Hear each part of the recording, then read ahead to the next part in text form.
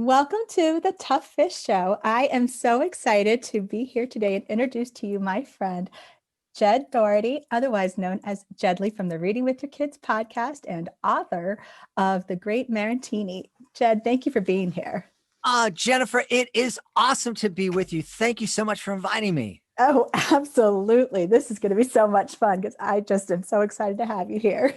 Oh, excellent. Yeah, I love having the tables turned on me. That's awesome. So, what I would love for you to do is talk about what is the inspiration behind wanting to basically be there for kids, because your podcast is that, but so is your books. You have two children's books, and I would really like to know, like, just it's coming from a central place. So would you please talk a little bit about that? Yeah, I never thought about being a children's author. I've been making a living as a professional magician, doing educational shows in schools for 30 years.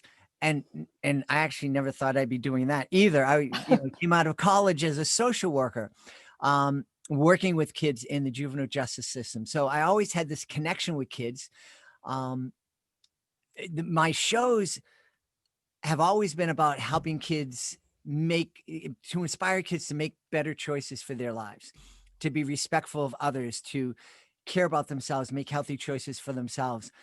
I remember one time after a show, I think it was an art teacher, and I was getting ready for a second show, and the art teacher said, "Whoa, wouldn't you like to just be able to go out and do your art, and not have to worry about giving a message?" And I'm like, "No, this is no, the message is the important thing. That I can do some magic and fall around and be silly. That's to get their attention, to give them the message. That's what's really important. That's what I'm passionate about." Um, a few years ago, getting to know some authors through the We Choose Respect podcast that I had been producing, they just encouraged me to, that I had these stories that I had been telling on stage for years. And they said, we're living in a time right now where you don't need a traditional publisher telling you that your book is good and that they'll publish the book for you. You have all these self-publishing tools. You can go on Amazon and publish it. Your book is an ebook. It doesn't cost you a penny. And so why not? And so I thought, why not? And I really had a lot of fun with it. I learned a lot. I learned very quickly that a picture book's not supposed to be more than 600 words. And I said, "How can you tell a story in 600 words? I can't say hello with under 600 words." But so that was challenging, but also a lot of fun. And it led eventually to the Reading with Your Kids podcast, which has just been a huge blessing in my life. So that is an interesting point about the word count for 600 words. And to your point, when you are trying to tell a story like that and narrow down, how did you go through that process of taking something that you drafted? Did Mhm. you initially just say, I'm just going to aim for 600, or did you say, I'm just going to write and then I'll start figuring out how to get it down to that area? I wrote the book first, and then thankfully someone said, "You should probably have an editor take a look at this." And I said, "No, I did spell check. It's okay. There's no misspelling." And they go, "No, no, no, no, no." And then explain to me what an editor does. And so I did. And the first thing I got back is like, "This is too long." I'm like, "What do you mean? It's what?" I didn't even count the words. And they said, "No, it has to be under 600 words." That's what the suggestion is. And I thought that was ridiculous, but it just kind of went at it from there. Just I had something that was done, and then went through it and said, "Okay, what are the words that are most important? Where can I, make this more concise? And does that joke really add that much to the story?" So making those kind of decisions. And again, with the help of my editor, would uh, show it again, and the editor would come back with, "Okay, it's under 600 words, but I don't know how you get from here to here. You didn't explain that part. You have to, you just don't take things out. It still has to make sense." So it certainly was a learning process. That's awesome. So to your point about it being a picture book, Mhm. so how did you come through the process of working with an illustrator? That that was really neat because right around the same time, my daughter was in college and my niece was in college. Tiffany lives in a different part of the state, so we're not physically close, and we didn't get a chance to see each other that much. But she's about the same age as my daughter, and I knew that she was going to college to be a graphic artist, and so I reached out to her and I said, "Hey, I'm doing this thing. Can I pay you to create some illustrations for me?" And she said, "Yeah, this great." And so and when she said that, it made doing the editing more appealing to me.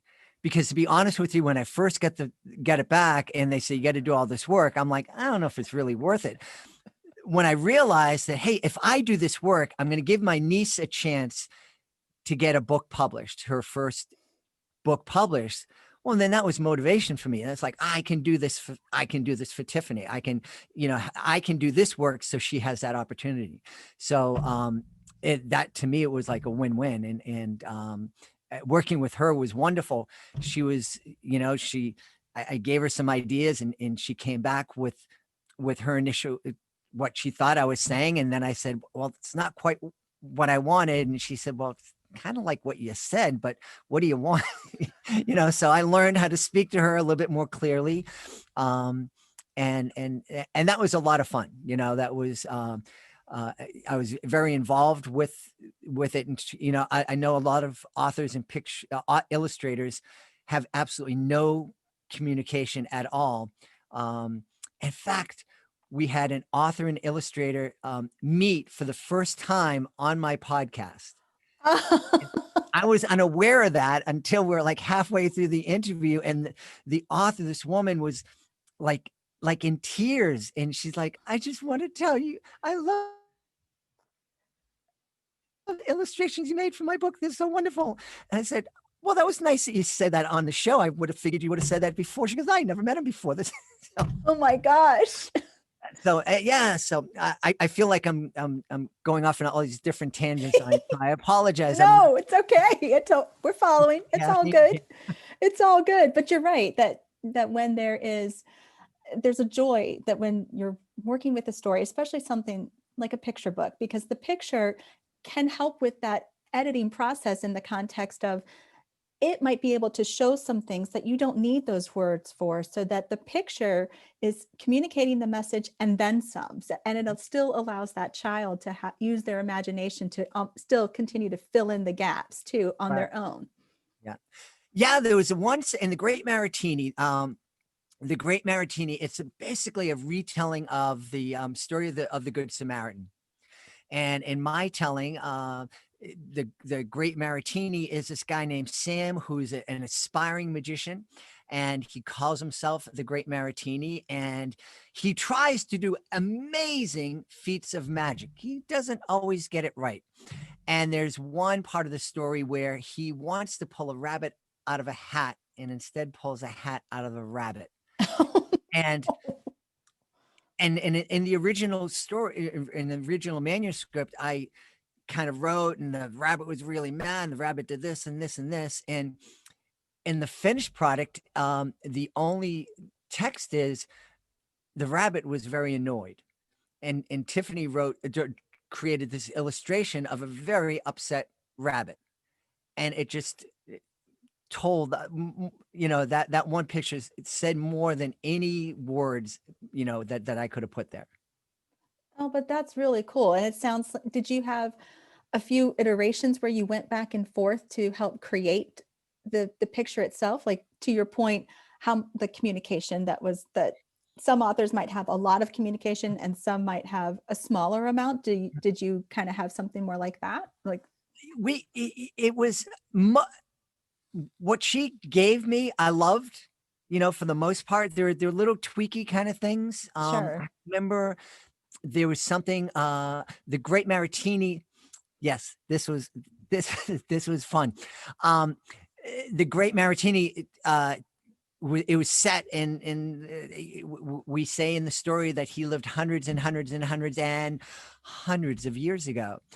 So Tiffany's illustrations had the Great Maritini in a tunic, just kind of a thing. And when the pictures came back, my wife was adamant that the Great Maritini should have some pants on under that tunic. And, I said to Tiffany, well, Tiffany goes, well, it's not really the period. This is more, I said, my beautiful wife wants pants. What can I tell you? That's awesome. So that's, that was one of the, and it wasn't even a debate or discussion. It was just, my beautiful wife thinks it should go this way. And you think she kind of has to win. So the Great Maritini has pants. But, but that also shows creativity going into it. That shows that it becomes your story to help tell and to make it something that when that reader is experiencing it, that they can do something with it too, that it's another form of showing creativity, I think. Mm-hmm. Yeah. Yeah, it is. And it is amazing how much, illustrations can add to a story. One of the things that we encourage families to do, and it's a great technique for really young kids, is to, before the story is even read, just cover words up and do a picture walk through the book. And just talk with your with your kids, like, oh, so what do you think's going on right now? And so you imagine what the story is. And I think the Great Maritini would be a great book to kind of do that with, because the pictures are different, because that annoyed rabbit, looking up at the Great Maritini who's holding a hat. And there's another scene, the Great Maritini, he can do the first, Jennifer, you've ever heard of the trick when the magician brings a person up on stage and cuts the person in half? Yeah. Yeah. The Great Maritini can do the first part of that perfectly. The first part. The first part. And so you see a very annoyed person who is cut in half, and it's fun. It's not, it's the box is cut in half and the person's kind of like, are you gonna put me back? So, I mean, just seeing those pictures would be fun to imagine. What's this story all about here? I like that. I hadn't heard that tip before, to go through the book without the words first. I think that's a really great idea. That's so cool, because they also get to kind of tell their own story in that way. So, I love that idea. So, kind of going on the same idea of how to tell or read the book, do you encourage reading out loud? And do you read your own stuff out loud before you put it into print? Absolutely. I can tell you, we've published over 960 episodes of the Reading with Your Kids podcast. Most of the books that we've featured have been amazing. A lot of independent publishers, independent authors who've published independently. I don't know why I'm not able to talk today, Jennifer. But you can absolutely tell, especially with the rhyming books, when an author has sat down and taken the time to read the story out loud to themselves, and when they haven't. And it's very, very clear. The Great Maritini is not written in rhyme, but it was a story that I told on stage for years with tweaks. So there are certain, when I do read it aloud, either on video or for an audience, there are certain sections of the book where it just come from memory, and there's, it's animated, and you can tell that I have read this a lot of times, and I've heard that from almost every author that's come on that's had a successful book. They've talked about reading it aloud is really important to see if it makes sense to you. Reading with your eyes silently is a completely different experience than reading aloud, and you're experiencing with different parts of your brain. And so I think not only are you making sure that the rhyme and the meter are perfect in a rhyming story, but if you're writing prose, you're also hearing it with different parts of your brain, and I think you can go at it differently, and you can make better edits and more informed edits, and it just helps it flow better. Oh, I would agree with that. I also think that especially when you're reading out loud dialogue, Mm, do you, for instance, is a character going to use contractions? mhm. Because in we tend to do that in conversation. So would they actually say, I cannot do this? Well, it might make sense depending upon the character, depending upon the situation that's going on, depending upon all the other pieces in that scene to really know that that makes sense versus formal writing just saying I don't use contractions. Well, you're not turning in a paper for school, you're working on dialogue in that respect. So you might say I can't do that. Right. That dialogue is going to come through, and when you're reading it out loud you can tell some of those pieces and you know where you want to go with that. You also can sense the inflection of pieces too. Yeah. Yeah, I think as you were talking about that, I'm thinking, not that I've written a novel, but I'm imagining if you're writing a novel with different characters and you take the time to voice those characters, I think you'd have a better sense of who those characters are if you get into it. And if you're talking about writing dialogue for a gangster, you want to really feel that. You've never robbed a bank yourself, but you can imagine what that is. And talking about, hands up, it kind of helps it become more real to you, I think. Absolutely, absolutely. And to your point about with the rhyme and the beat or the meter, with even I have some picture books and they have a rhyme to them, but to your point, I did read them out loud many times and in such a way that when I do read them, there is there's a part that comes alive to tell the story because you're also talking to a little one. Especially when it's a picture book, you're talking to a really young reader. You're talking to someone who's just getting started in reading, maybe till about first, second grade ish, somewhere in that range. So you want to make it fun. You want to make it engaging. You want to make it digestible for them to be able to read, but yet still grow in their vocabulary, grow in their comprehension too. So there's a nice little dance that you're trying to do within a picture book. Yeah. And the great thing about a rhyming book is that it can help kids anticipate and participate. So if you're talking about, one of your characters likes to sing and wear bling and make the bell ring, the kids are going to gain a lot of confidence because they're going to be able to figure out they can't explain to you what rhyming is, but they know it when they hear it. And if you're talking about the bear and he likes to sing and he's wearing bling, hey, you're reading. And that gives kids confidence. It makes them believe that they can do it, makes them feel that they are doing it. And it's just a lot of fun. And it's nothing, there's nothing more fun for a parent than to kind of set a kid up to hit that home run. Oh my gosh, absolutely. Absolutely. So I have a question for you as we've been sitting here chatting, something that just really I wanted to ask because of your stage background with the magician to do the work there, but incorporating the children's books. And I know it leads into the podcast, but I'm curious is there a time when you were on stage and doing one of your acts for one of the schools, or was there an experience where you just there was something where you engaged with a child and that child was like so touched by something that happened or that it touched you and it really created a memorable experience? That not every experience there is awesome, don't get me wrong, I think they're all astounding, but I can tell you at least from personal experience that still at each time I did a school visit, I heard something special happened at that visit that made it a little different than the next one. And I'm curious if you had something similar. Uh, uh, do you have a couple of years so I can tell maybe? Um, I'll tell you two really quick. One is adorable and one is unbelievable. The adorable one, and it really was adorable. I'm performing and the kids are sitting on the floor. There's 700 kids in this auditorium, gymnasium, cafe gymatorium, I think it was. And so the kindergarten or preschoolers, they're in the front row, which is, I know it makes sense because they're the smallest, but they're like in front and they get so frightened. But anyway, so they're in front.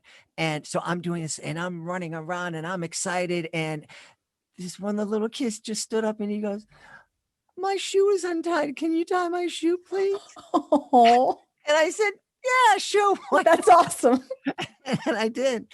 Um, That's it was, awesome. it really was. And the teachers were so embarrassed. I'm like, "Oh no, That's awesome. that," and to me, it was like, I was honored that, kids, Yeah. my kids were around that age at the time. Kids don't go up to someone that they don't trust to tie their shoes. They go up to a stranger. They go up to their favorite teacher. You thought And you were safe. yeah, Yeah. yeah. There was this one time, Jennifer, and my book Real Magic is Mhm. based on this. I was in Union City, New Jersey, which is a really cool, funky town. It's right across the river from New York City. Tiny area-wise, about a square mile. There's 85,000 people living crammed into that space. Most of them are recent arrivals from Colombia and Cuba. Okay. And the schools are huge. The audiences for my shows are like 1,800 kids. Oh, wow. And I remember being going out and getting one of the kids to come up on stage with me. And I picked this little girl, and she stood up, and it didn't quite hit me at the time, but I did notice that some of the teachers were like, "Oh," and you're picking her. And I thought, well, a lot of times those kids, those quote unquote problem kids, are a lot of fun when they get up on stage. But so that's what I thought. The kids, the teachers were worried the kid was going to misbehave. She came up on stage and said, "Hi, what's your name?" No response. And I thought, well, she probably just speaks Spanish and, recent to the country. So I said, "Hey, ¿cómo se llama?" Nothing. And at that point, I turned to I said, "Well, you must be nervous. I don't speak any languages. Could you all give my friend a nice round of applause, make her feel at home?" And 1,800 kids gave her a clap. And all of a sudden I heard, "Me llamo Maria." I goes, "Hey, Maria, how are you? How are you?" And I'm not fluent in Spanish. I know enough to get in trouble. So I would speak to Maria in Spanish and then speak to the audience in English. And sometimes I would get it mixed up, and I'd speak to her in English and speak to the audience in Spanish. And that was funny.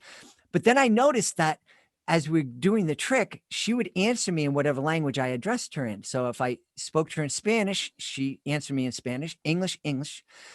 And so that was fun. And she did the trick, and audience applaud. She went back to her seat, and I went on with the show. Didn't think much about it until after the show. And I was there, and there was an assistant superintendent with me. We were going around to all of the schools in the district, and we're breaking down, and we noticed Maria was coming back into the auditorium, and she had this big smile on her face. I said, "Maria, how are you? Thank you so much. Gracias por todo." And then we noticed her teacher was behind her, and her teacher was crying. And we said, "What in the world is wrong? I don't understand." And she said, "Jedlie, you probably have no idea. Maria is autistic. She's been in our school for 2 years. She hasn't said a word to anybody in any language. We thought she couldn't speak. How did you make her speak?" And of course I said, "I had nothing to do with that. It was just that you all made her feel comfortable." And yeah, and that, That's awesome. yeah, My that eyes are welling up right now.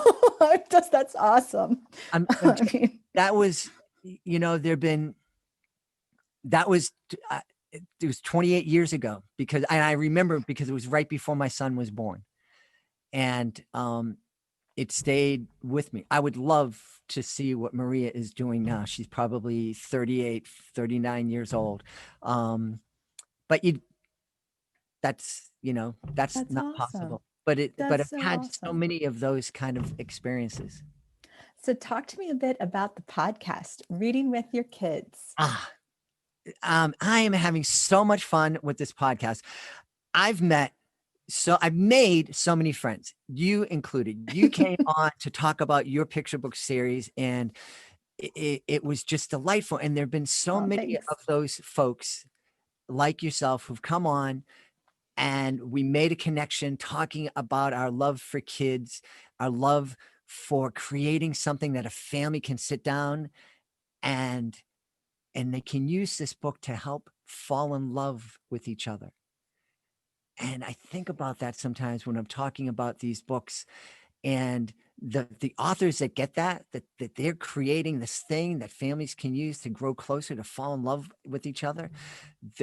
That's amazing.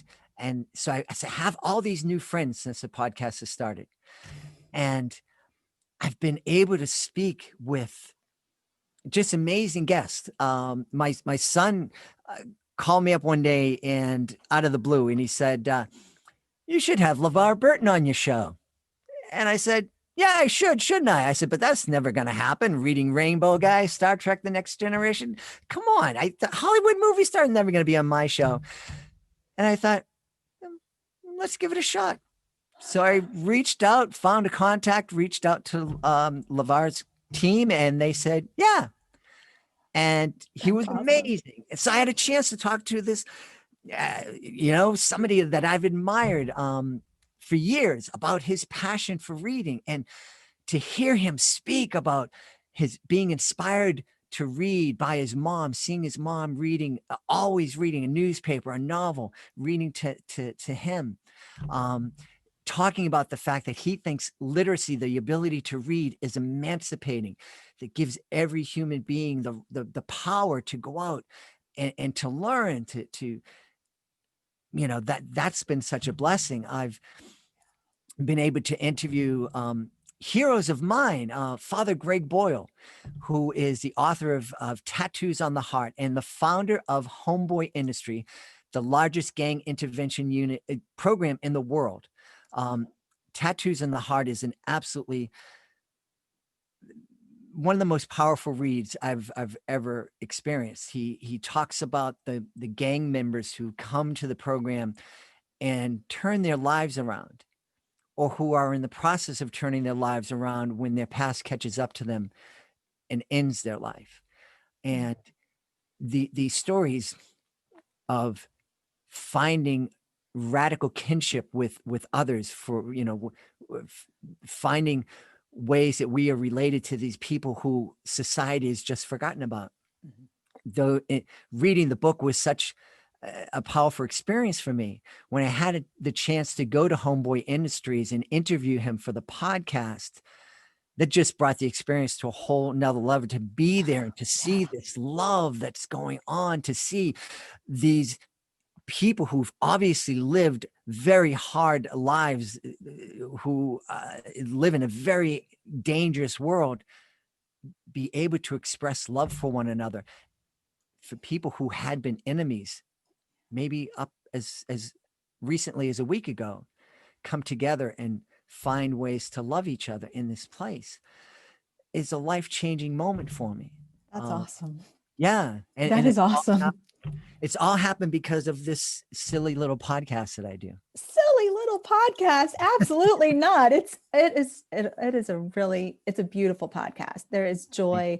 You can feel the love, you can feel the enthusiasm, and those things are important, because when you can feel those, it's not just about what is said, it's how you feel. And when you can feel that connection, you feel that love that's coming through, it makes all the difference. And when you as a host, you do that, you create that space. And so each episode does feel like that coziness, but it's still a fun sense too. And I think it's a rewarding experience to be able to listen.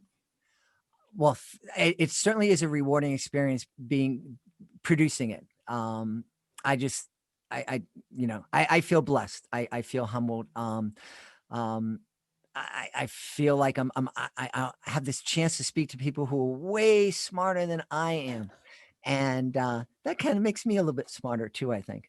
I think that you were the right person to have put together this podcast, simply because, one, your love of wanting to bring joy, the desire to want to build children and build families and bring love into that space, and the fun. I mean, goodness gracious, the magician side, that's just like, that makes it all fun. So it all kind of fits together. It sounds like there were little divine breadcrumbs that kind of led to this place, and you're the right person for it. Well, thank you. The entire experience has been divinely inspired. Um, my, you know, uh, I'm currently binging a series on Netflix, and one of the characters is encouraging somebody else to have a 5-year plan. I never had a 5-year plan coming out of college. I just kind of, went with it. I'm going to be a social worker. I'm going to change the world. Um, and then the world hit me, and boy, it hit me hard. And I couldn't continue being a social worker. It was just too much for me. And then God came along and said, "You should do this clowning thing over here." And I'm like, "Dude, really?" But when I listen, he's always right. That's the truth. And I think that he probably was right behind you with the Great Maritini and Great Magic too. Well, Real yeah, magic. yeah, the real magic. People come. I don't know if that happened to you at your school visits, but I can't tell you how many times people have come up to me and said, "How did you know to pick that kid? How did you know that kid needed a chance to go up on stage and to be the focus of it? How did you know?" And I'm like, I had no idea. I just, it's Just follow what was that nudge inside. yeah, exactly. Yeah. And that it's a nudge. Sometimes I have to get dope slapped, but you do get these little nudges, don't you? You just kind of feel it. You can't explain it, but it's like someone going, go there, that one. Yeah, exactly. Jed, thank you so much. This has been such an amazingly fun conversation. Please tell everyone how they can connect with you and where they can get the books. Awesome. Well, the books are your audience. If they send me an email, Jedlie, Jedlie, Jedlie. Just talk about a brain freeze. My email address is Jedlie, Jedlie @jedlie.com. So same spelling. Send me a note. I will send you free PDF copies of The Great Maritini and Real Magic. Oh, thank You you. you're very, very welcome. You can find you can find a print edition on Amazon. You find everything on Amazon. You can even find the podcast on Amazon Music. It's on the iHeartRadio app. It's on Spotify, Ghana, the Spotify of India, Himalaya, the Spotify of China. It's everywhere. And you can also go to our website, readingwithyourkids.com. And before we go, Jennifer, if any author out there, if anybody listening is feeling a nudge to write a book or to do something different, and you're going, "No, that's just an allergic reaction to something. It's not really a nudge. I'm not meant to follow that." Follow it. Go for it. Listen to it, because you get something amazing that's going to come from you. And I can't wait to see it. Oh my gosh. I'm so glad you said that. Thank you so much for sharing that. Jed, you are just amazing. Thank you so much for being on the show. I so appreciate you. Jennifer, thanks for having me. Absolutely.